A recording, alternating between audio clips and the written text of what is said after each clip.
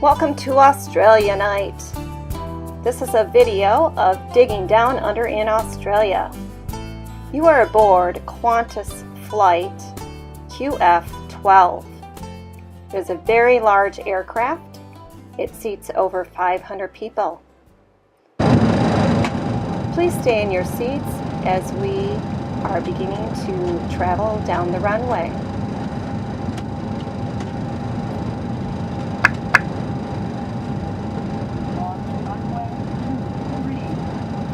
This flight is approximately 22 hours total from Chicago to LA and then to Sydney.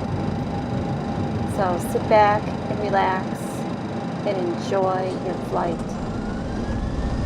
On board we are serving hot dogs, chips, a cookie, and water. Make sure you stretch your legs, look out the window, and enjoy the view. Directly above are oxygen masks that may drop if our air pressure in the cabin does change. There are restrooms to the front and rear of the plane. We will be having this movie on your travel to Australia. Please let the stewardess know if you need anything.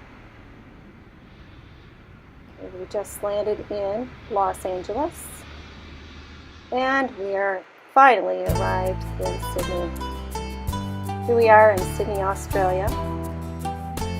This is one of the concierges at the Holiday Inn. We stay very close to the famous Sydney Darling Harbour.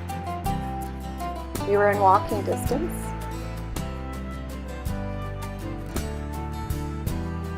It's a beautiful sight to see. The skyline of Australia is beautiful. We didn't forget to take Stanley with. One of our first adventures was we visited the aquarium in Sydney, where we would see wildlife in an aquarium setting. We will learn more about the Great Barrier Reef later. Because we're on the harbor, we also traveled often by water taxis to get from place to place. This is the famous Sydney Opera House. We took the ferry to the zoo in Sydney, Australia. There you'll see a wallaby. We went to Featherdale Wildlife Park. We did see dingoes in captivity. We did not see them in the wild. And here's a wombat in captivity as well. And we did see koalas also. Here's the little penguins. We did visit Phillips Island later. We traveled by tour bus from place to place. We did go to the famous Blue Mountains National Park. Again, we did see wildlife there as well. We're in a nature preserve. In this part of Australia, we were only able to touch a koala. We weren't able to hold him. This is a famous rock formation called the Three Sisters. We took a bus to the famous beach called Bondi Beach. Here after school, it's not uncommon to see Sydney students going for surfboard lessons. So we were able to observe some professionals in the water as well. It's winter in Australia at the time that we were there. We were there in July, in the first part of August. Mrs. Lance was the only brave one of the three of us that got her feet wet. We met a surfer and asked him to hold our flight family. We did visit Epping North Public School in Sydney, Australia. All of their buildings are, they're separate buildings, and the students meet outside. Again, this is winter. Look at the uniforms that they're all wearing. And they are required to wear hats when they're outdoors because of the hot Australia sun. Again, that is the restroom or the bathrooms. So it's kind of located in the center of all the different buildings that they have. The students leave one building and go outside and go to another building. They don't have lockers. It's kind of like a cubby area for the backpacks. At this particular school, all of the classrooms had smart boards. The students were anxious to meet us and to share their projects. They were excited to meet someone from America, and they talked about our accent. Here we are by the famous bridge in Sydney, and we met a couple from England who are also teachers. And Sydney at night is very beautiful. We then traveled to Cairns, which is northern Australia, and we went to West State School, and it was right at the foot of the Kuranda rainforest. Again, you'll see the schools are open and connected with some walkways. That's what you're seeing there is the bathroom. They have a vegetable garden at this school, and they use the vegetables, and they have a kitchen area where the students would take classes. You can see the banana tree and Mrs. Marshall there. Here's the kitchen area where they prepare food.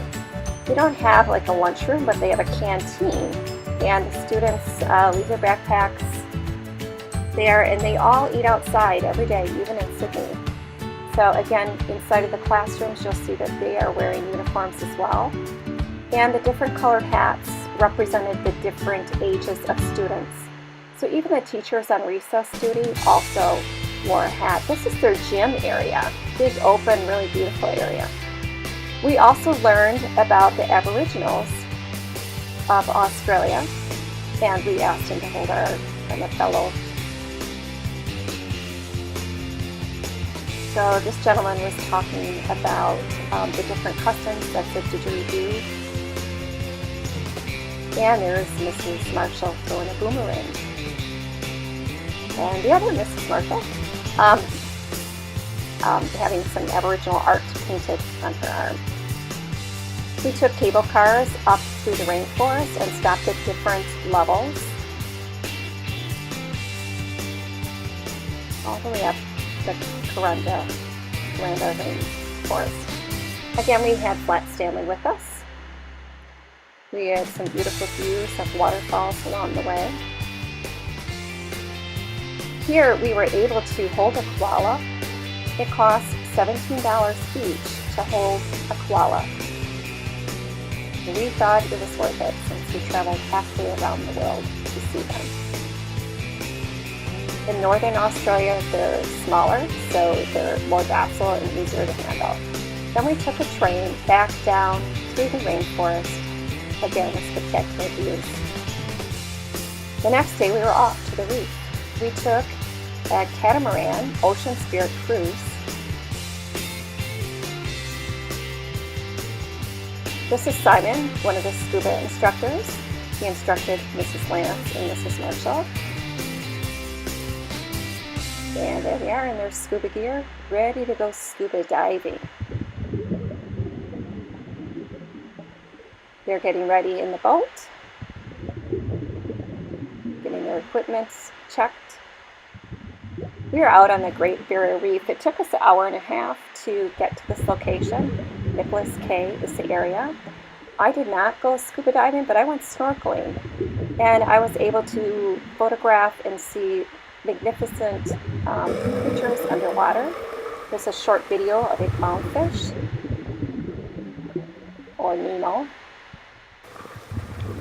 and the famous green turtle. It was so awesome being so close. And I swam right through this large group of fish. There I am in my wetsuit, and Mrs. Marshall and Mrs. Lance as well. We're on this very thin strip of sand where there was several birds as well. So we're on the catamaran back to Cairns.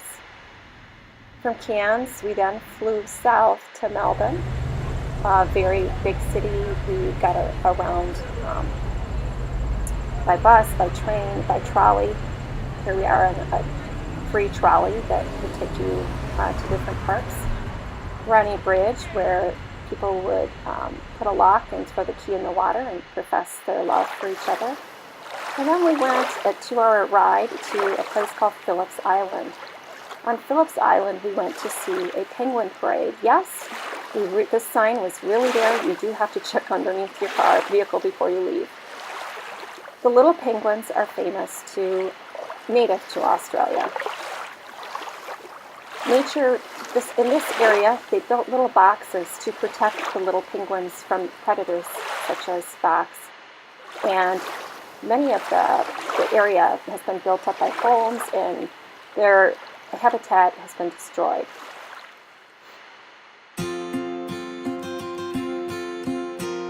Then we went to another area in Melbourne where we went looking for koalas and kangaroos.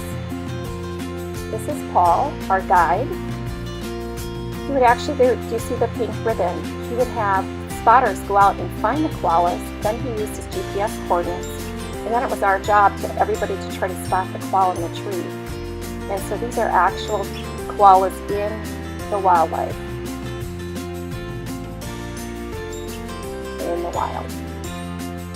So you can see they're curled up very high in the trees. These are different gum trees. There are yellow, blue, and red gum trees. We were amazed by the signs that we've seen as well.